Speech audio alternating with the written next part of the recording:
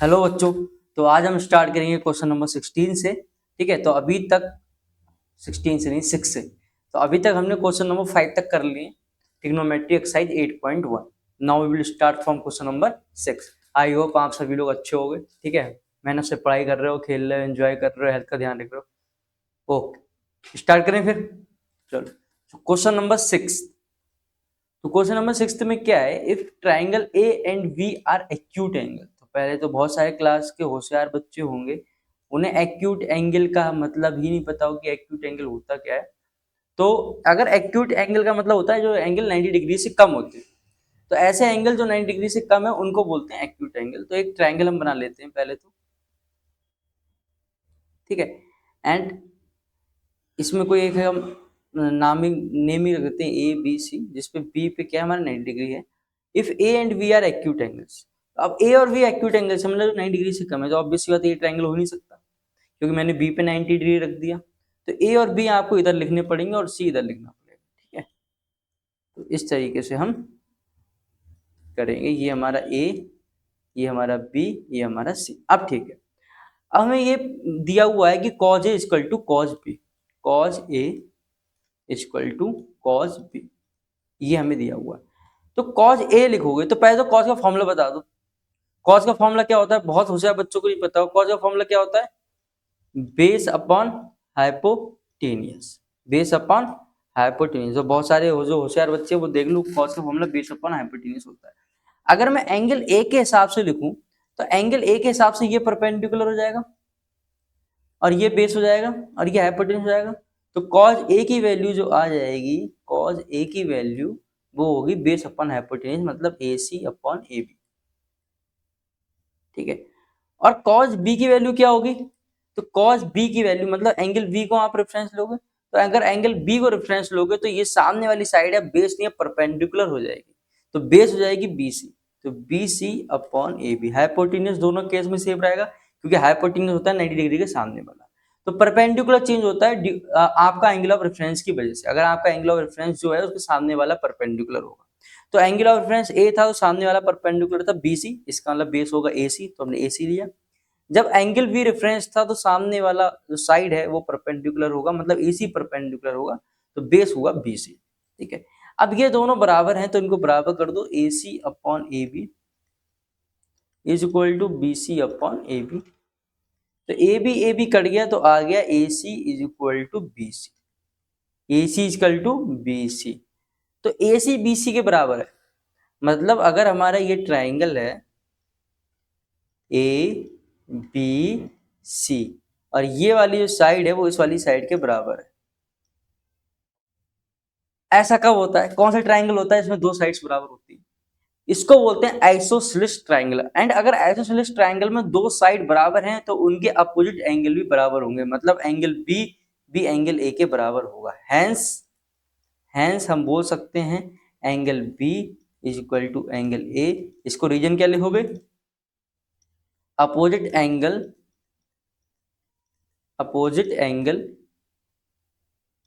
to opposite sides are equal, to opposite sides are equal। ये reason लिख देना, angles to opposite sides are equal. क्यों, क्योंकि triangle कौन सा, आइसोसेलेस ट्राइंगल है। तो आप लिख सकते हो ट्राइंगल एबीसी या आइसोसेलेस ट्राइंगल। एंड अगर किसी ट्राइंगल में दो साइड्स बराबर होती हैं तो उनके आमने सामने वाले एंगल भी बराबर होंगे, मतलब एसी साइड का सामने जो एंगल पड़ रहा है बी और बीसी साइड के सामने जो एंगल पड़ रहा है ए, ये दोनों एंगल्स भी बराबर होंगे। ठीक है, तो इस क्वेश्चन से हमने ये सीख लिया। अब कॉट थीटा दिया है 7/8, तो पहले तो हम एक ट्रायंगल बना लेंगे क्योंकि रेशियो दिया हुआ है। और आपको अगर sine theta, cos theta, sec theta, sine theta कुछ भी निकालना है तो आप ट्रायंगल की हेल्प से ही निकाल सकते हो। तो सबसे पहले we make a triangle, triangle में कुछ भी अपने मन से नाम दे दो, तो ए बी सी नाम दे देते हैं। अब उसने एंगल थीटा की बात करी तो मैं इसको अपने मन से एंगल थीटा लिख देता हूँ। लिखना इसलिए पड़ेगा क्योंकि एंगल के सामने वाला ही परपेंडिकुलर होता है। तो cot theta is equal to 7/8। और कॉट का फॉर्मूला बहुत होशियार बच्चे हैं वो बताएं प्लीज। तो इसका जो फॉर्मूला होता है वो होता है बेस अपॉन परपेंडिकुलर। क्यों, क्योंकि कॉट किसका उल्टा होता है, टेन का उल्टा होता है। तो टेन का फॉर्मूला होता है परपेंडिकुलर अपॉन बेस, तो कॉट का हो जाएगा बेस अपॉन परपेंडिकुलर। तो इस हिसाब से बेस हमें पता चल गया 7 और परपेंडिकुलर पता चल गया 8 और परपेंडिकुलर होता है एंगल के सामने वाला, तो ये हो गई हमारी 8, ये हो गई हमारी 7। अब हाइपोटेन्यूज निकालनी है तो फिर से क्या लगाएंगे, पाइथागोरस थ्योरम, लंबी वाली साइड का square equal to remaining sides का स्क्वायर, तो AC का square is equal to BC का स्क्वायर प्लस AB का स्क्वायर, तो ये आ जाएगा 8 का स्क्वायर प्लस 7 का स्क्वायर, तो ये हो जाएगा 64 प्लस 49, तो 9 4 13 113 है, 113 आएगा, 8 8 64 9 4 13 64, हाँ 113 आ रहा है। तो AC का स्क्वायर 113 है, तो AC की वैल्यू √113 हो जाएगी। किसी का स्क्वायर है ना 113, तो क्या हो जाएगी 113, तो इसकी वैल्यू आ गई 113। ठीक है, ये आ गई। अब 1 plus sine theta, 1 minus sine theta, 1 plus cos theta, 1 minus cos theta, इनकी हमें वैल्यू निकालनी है।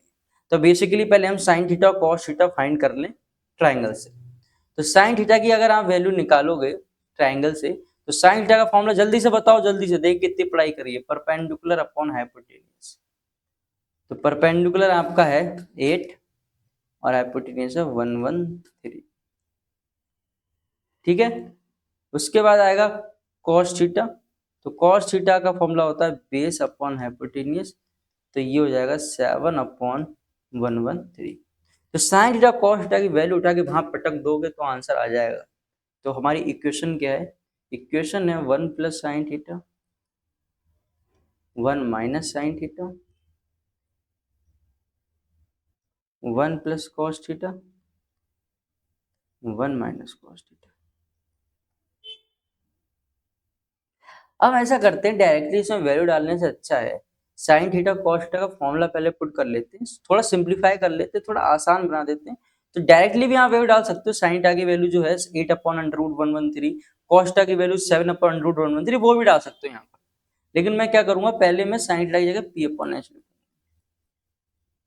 यहाँ भी लिखूंगा, यहाँ भी लिखूंगा और यहाँ भी लिखूंगा। ठीक है, चलो हम क्या करेंगे, ऊपर एलसीएम ले लेंगे यहाँ पर, तो ये आ जाएगा H plus P upon H, यहाँ भी आ जाएगा H minus P upon H, H plus B upon H, H minus B upon H। H से H कट गया, H से H कट गया, तो ऊपर आया H square minus P square. अब बहुत सोचो सर ये कैसे आ गया, अरे H plus P H minus B, एक ब्रैकेट में A प्लस B, एक ब्रैकेट में A माइनस B, तो क्या होता है A स्क्वायर माइनस B। ऐसे घबराया मत करा करो, ठीक है, पढ़ाई नहीं करोगे तो ऐसे ही घबराओगे। तो हाइपोटेन्यूज सब निकाल चुके हैं, तो वो आएगी √113 का स्क्वायर, और परपेंडिकुलर हम देख लेते हैं, तो परपेंडिकुलर हो गया 8 का स्क्वायर, ये भी √113 का स्क्वायर माइनस 7 का स्क्वायर, 7 ही है ना, 7 है या। अब √113 का स्क्वायर, तो √113 का स्क्वायर रूट कट जाएगा स्क्वायर से, तो आ जाएगा 113 माइनस 8 का स्क्वायर करो, तो 8 का स्क्वायर करोगे तो आ जाएगा 64, ऐसे ही 113 माइनस 79। ठीक है, ये माइनस करके लिख लेना, आपका आंसर आ जाएगा। ठीक है, ये कर लोगे। अब एक बार आप करना साइन थीटा कॉस थीटा की वैल्यू पुट कर देना पहले और फिर आंसर निकाल लेना, या तो साइन थीटा कॉस थीटा जगह सीधे फॉर्मूला पुट कर लो, क्यों बार बार वैल्यू पुट करनी है। आप फॉर्मूला पुट कर सकते हो साइन और कॉस का, बाद में जो आंसर आ जाए, जैसे इस बाद में मेरी इक्वेशन ये बनी, ठीक है, तो मैंने इसमें वैल्यूज पुट कर दी, एच पी बी ट्राइंगल तो आपको पता ही है। ठीक है, नेक्स्ट पार्ट में उसने पूछा है कॉट स्क्वायर थीटा। क्या क्वेश्चन पूछा, ये भी कोई क्वेश्चन है, कॉट थीटा की वैल्यू देते रखी है 7/8, उसका स्क्वायर कर दो, तो 7/8 का जब स्क्वायर करोगे, ठीक है, तो ये आ जाएगा 49/64, 49/64, इस तरीके से आंसर आ जाएगा। Cot square theta, cot theta आपको दे रखा है 7/8, 7 का स्क्वायर 49, 8 का स्क्वायर 64। कर लोगे अब पक्का, ओके। और इसका भी आंसर शायद यही आएगा 49/64, दोनों के आंसर सेम ही आएंगे। हाँ, दोनों के आंसर सेम क्यों आ रहे हैं, इसको भी आपको, इसका कॉन्सेप्ट जो है वो भी आपको नेक्स्ट क्लास में या नेक्स्ट जो भी एक्सरसाइज है उसमें पता चल जाएगा। एक्चुअली इस क्वेश्चन को आप 2 या 3 तरीके से सॉल्व कर सकते हो, एंड ये तो थोड़ा सा और लंबा तरीका है। अभी एक हम तरीका बताएंगे जिसमें सिर्फ एक लाइन में क्वेश्चन सॉल्व हो जाएगा, आपका आंसर आ जाएगा 49/64। बताते हैं आगे, सब्र रखो, हर एक चीज पता चलेगी। ये तरीका भी आना चाहिए, वो तरीका भी आना चाहिए, ठीक है, ओके। फिर से हम वही करेंगे, ट्रायंगल बनाएंगे। तो ट्रायंगल बनाएंगे, रेशियो दिया नहीं है तो 3 जो मल्टीप्लाई में उसको डिवाइड कर दो ना, रेशियो बना लो। cot a इक्वल टू दिया 4/3, ठीक है, cot a क्या दिया 4/3। तो आपको किसकी वैल्यू निकालनी है, 1 माइनस टेन स्क्वायर ए अपॉन 1 प्लस टेन स्क्वायर ए। अच्छा, ये सॉल्व करना है, प्रूव करना है कि कॉस स्क्वायर ए माइनस साइन स्क्वायर ए ये आ रहा है कि नहीं आ रहा है। तो हम ऐसा करेंगे, दोनों तरफ वैल्यू पुट कर लेंगे। पहले ट्रायंगल बना लेते हैं। तो ट्रायंगल, तो ये बन गया हमारा triangle A B C. Cot का फॉर्मूला वही होता है हमारा, क्या होता है, परपेंडिकुलर अपॉन बेस है, गधो, base upon perpendicular, base upon perpendicular, ये होता है। तो एंगल ए के सामने वाला तो परपेंडिकुलर होगा ना, एंगल ए रेफरेंस ले रहे हो तो सामने वाला परपेंडिकुलर, मतलब परपेंडिकुलर 3, बचा हुआ बेस 4। और मैंने कहा था ये ट्रिपलेट याद कर लेना, जब पाइथागोरस थ्योरम लगाओगे तो AC की वैल्यू 5 आ जाएगी। तो ये ट्रायंगल आपको पता चल गया। अब आप tan a निकाल सकते हो यहाँ से। तो tan a की वैल्यू क्या होगी, परपेंडिकुलर अपॉन बेस। तो एंगल ए के रेफरेंस से अगर लोगे तो परपेंडिकुलर 3, बेस है 4। ऐसे ही आप cos a की वैल्यू निकाल लो। तो cos a की वैल्यू होती है बेस अपॉन हाइपोटेन्यूज, तो ये आ जाएगी 4/5। ऐसे साइन a की वैल्यू निकाल लो। तो साइन a की वैल्यू आ जाएगी 3/5, क्योंकि साइन का फॉर्मूला होता है परपेंडिकुलर अपॉन बेस। तो ये तीनों मैंने वैल्यू निकाल ली। अब tan की वैल्यू इसमें पुट कर दो, इसमें tan की वैल्यू पुट कर दो, ठीक है। और इन दोनों में cos और sin की वैल्यू पुट कर दो। देखो दोनों एक्सप्रेशन के जो रिजल्ट्स है, सिंप्लीफाई करने के बाद आंसर सेम आना चाहिए। आंसर क्या होना चाहिए, सेम आंसर आना चाहिए, ठीक है। मैं इसको सॉल्व कर देता हूँ, cos स्क्वायर ए माइनस साइन स्क्वायर ए। तो cos स्क्वायर ए माइनस साइन स्क्वायर ए, तो cos स्क्वायर ए मतलब 4/5 का स्क्वायर माइनस 3/5 का स्क्वायर, मतलब 16/25 माइनस का 9/25, तो ये हो गया 7/25, ठीक है। यही आंसर आना चाहिए जब आप सॉल्व करोगे। 1 minus ten square upon 1 plus ten square, answer should be 7/25, ठीक है, 7/25। ये हमारा 7/25 आएगा सिंप्लीफाई होने के बाद। उसका 9th क्वेश्चन पे आते हैं। In triangle A B C right angle at B, okay. तो एक ट्राइंगल है, triangle A B C, right angle किस पे, राइट एंगल बी पे है। किस पे, बी पे है राइट एंगल। और tan a आपको दे रखा है, तो tan का फॉर्मूला अभी तक क्या होता है, tan a 1/√3 दे रखा है। और tan का फॉर्मूला क्या होता है, परपेंडिकुलर अपॉन बेस। मतलब एंगल ए अगर रेफरेंस है तो उसके सामने वाली साइड है वो परपेंडिकुलर होगी, जो कि 1 दे रखी है, बेस √3 दे रखा है। अब जब आप पाइथागोरस थ्योरम लगाओगे तो AC का स्क्वायर इक्वल टू बाकी की दो साइड्स का स्क्वायर, √3 का स्क्वायर 3, 1 का स्क्वायर 1, ये हो गया 4। किसका स्क्वायर 4 होता है, 2 का। तो AC की वैल्यू आ गई 2, मतलब तुम्हारी हाइपोटेन्यूस आ गई 2, करेक्ट। अब आप निकालो साइन ए। चलो फर्स्ट पार्ट हम सॉल्व करते हैं। तो फर्स्ट पार्ट के लिए हम साइन ए निकालते हैं पहले। तो साइन ए, तो साइन ए मतलब परपेंडिकुलर अपॉन हाइपोटेन्यूस, तो एंगल ए के हिसाब से परपेंडिकुलर होगा 1, हाइपोटेन्यूस होगा 2। ऐसे कॉस सी निकालो, कॉस सी, तो पहले कॉस का फॉर्मूला होता है बेस अपॉन हाइपोटेन्यूस। और सी के हिसाब से बेस क्या होगा, तो एंगल सी के हिसाब से परपेंडिकुलर तो सामने वाला होगा, तो बेस हो जाएगा 1, तो 1/2 आ जाएगा। कॉज ए, कॉज ए, तो एंगल ए के हिसाब से परपेंडिकुलर तो 1 है, लेकिन कॉज का फॉर्मूला होता है बेस अपॉन हाइपोटेन्यूस, तो हो जाएगा √3/2। ऐसे ही साइन सी, तो एंगल सी के हिसाब से परपेंडिकुलर होगा सामने वाला, और साइन का फॉर्मूला भी होता है परपेंडिकुलर अपॉन हाइपोटेन्यूस, तो √3/2। चलो, तो 1/2 मल्टीप्लाई 1/2 प्लस √3/2 मल्टीप्लाई √3/2, तो ये हो गया 1/4 प्लस 3/4, तो ये हो गया 4/4 इक्वल टू 1। क्या आ गया? 1। ठीक है, इसी तरीके से नेक्स्ट वाला क्वेश्चन कर लेना। कॉज ए मैं निकाल ही चुका हूँ, कॉज सी भी मैं निकाल चुका हूँ, साइन ए भी मैं निकाल चुका हूँ, साइन सी भी निकाल चुका हूँ।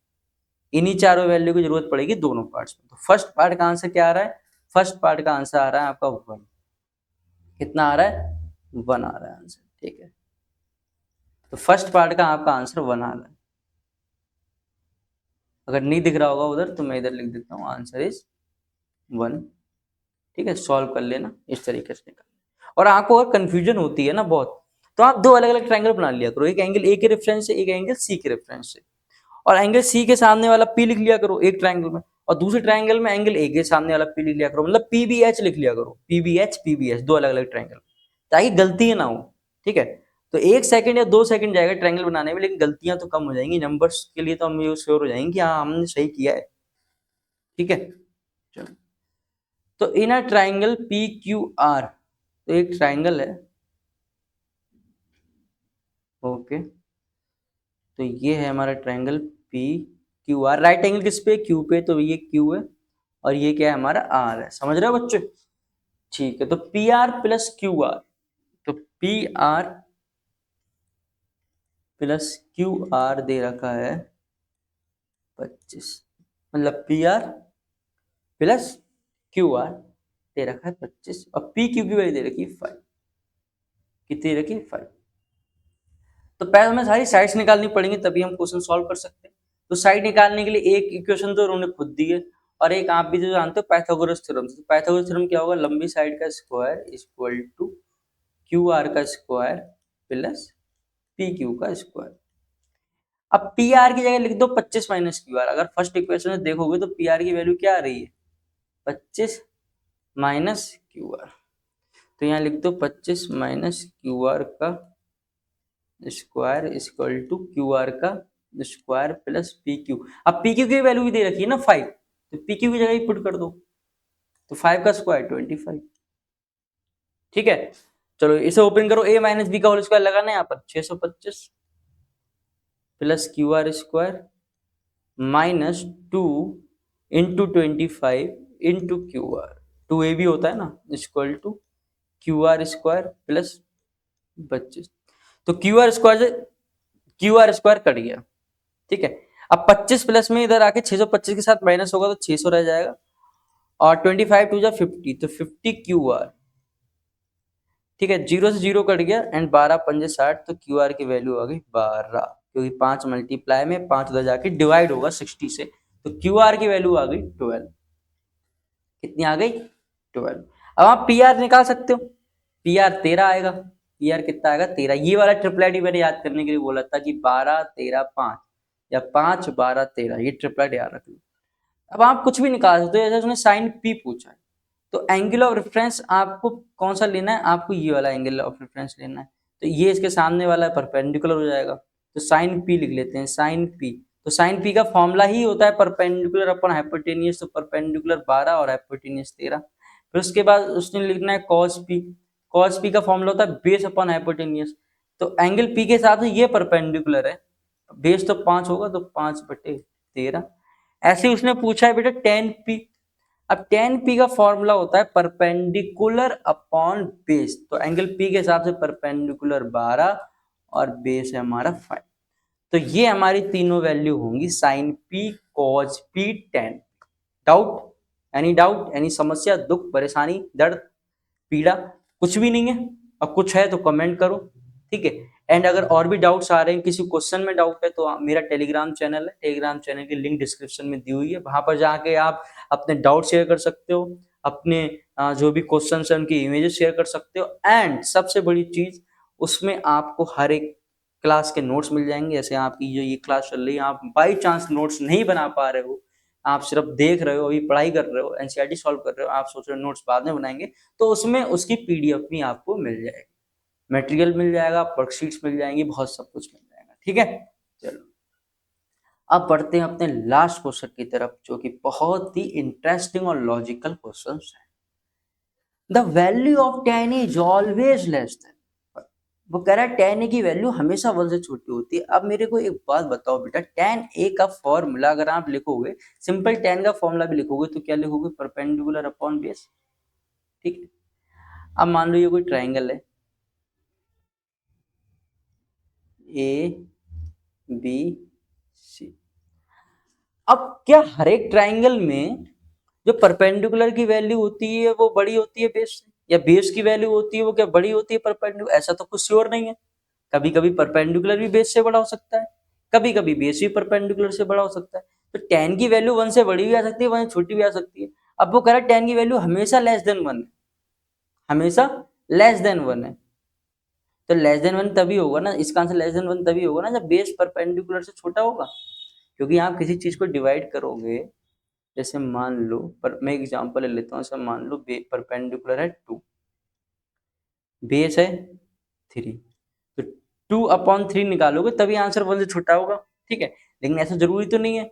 कितनी बार हमने देखा है कि परपेंडिकुलर भी बड़ा हो सकता है। लो मैं ऐसा ट्रायंगल बना देता हूँ, लो लो अब बताओ, परपेंडिकुलर हो गया भाई 5, तो बेस हो गया 3, क्या दिक्कत है? कोई दिक्कत है? परपेंडिकुलर बेस कौन बड़ा होगा कौन छोटा है ऐसा थोड़ा बोल सकते हैं। अब अगर आप फॉर्मूला लगाओगे 10 का तो वैल्यू क्या आएगी, 5/3। लो ये तो 1 से बड़ा आ रहा है, 5/3 को डिवाइड करोगे तो आंसर 1 से बड़ा आएगा, 1 पॉइंट समथिंग आएगा, 1.6 आएगा। तो ऐसा जरूरी नहीं है 10 की वैल्यू ऑलवेज लेस दो, कभी कभी परपेंडिकुलर भी बेस से बड़ा हो सकता है और बेस भी परपेंडिकुलर से बड़ा हो सकता है, और दोनों बराबर भी हो सकते हैं, ऐसा कोई कंडीशन थोड़ा ना है। और जब परपेंडिकुलर और बेस दोनों बराबर होंगे तो tan की वैल्यू क्या आएगी, 1, क्योंकि ऊपर भी p है नीचे भी p है। जब दोनों बराबर होंगे, मान लो मैं p की जगह v लिख देता हूँ, ये दोनों कट गए तो आंसर क्या आ जाएगा, 1। तो tan की वैल्यू 1 से कम भी हो सकती है, 1 से ज्यादा भी हो सकती है, और 1 से बड़ी भी हो सकती है। ठीक है, ये हो गया। सेकंड क्वेश्चन, सेक, तो उसने कहा सेक 12/5 हो सकता है किसी एंगल के लिए। चलो सेक का फॉर्मूला लिखो, तो सेक का फॉर्मूला होता है हाइपोटेनियस अपॉन बेस। हाँ क्यों नहीं हो सकता है, हाइपोटेन्यूस तो हमेशा बेस से बड़ी होगी, 12/5 से बड़ा है, तो जरूर हो सकता है, या ट्रू। ठीक है, किसी भी ट्राइंगल में हाइपोटेन्यूस जो होती है वो हमेशा बेस से बड़ी ही होती है, और परपेंडिकुलर से भी बड़ी होती है। Hypotenuse is a longest side, वो दोनों से बड़ी होती है। तो इसमें 12 है हाइपोटेन्यूस, तो 12 तो बड़ी है, 5 है, तो ट्रू। पहला वाला स्टेटमेंट मेरा फॉल्स था, यहाँ लिख लेना फॉल्स। चलो यहाँ लिख देता हूँ फॉल्स, यहाँ लिख देता हूँ ट्रू। अब वो ये बोल रहा है कि cos A is an abbreviation used for cosecant of angle A। अब वो ये कह रहा है जो cos A is the abbreviation used for cosecant of angle A। क्या cos A cosecant angle A होता है? बताओ, cosecant तो cosic हो गया ना, ये तो cosic हो गया। cosecant, cosecant cosic को बोलते हैं, cosic अलग चीज है, cos अलग चीज है। ठीक है, cos is a different thing,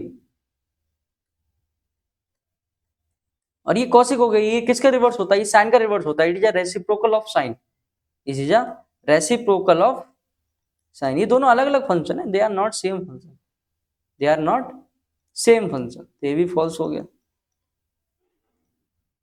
cot A is product of cot and A, नहीं ऐसा नहीं है।